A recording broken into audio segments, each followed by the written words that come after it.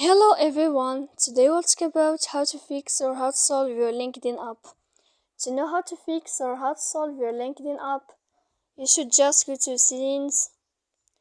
After that, we click apps, default apps, app settings. Here in this list, you will enter to the window of LinkedIn and you will enter. When you'll find this page of app info, you will click on first stop and you will click OK. Here we'll enter to the window of storage. After that, we click clear cache.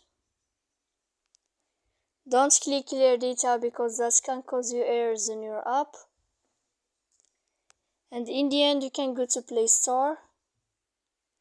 You will search about LinkedIn and you can uninstall your app, then you can install it again. So please don't forget to support us by like and subscribe. See you next time in another video.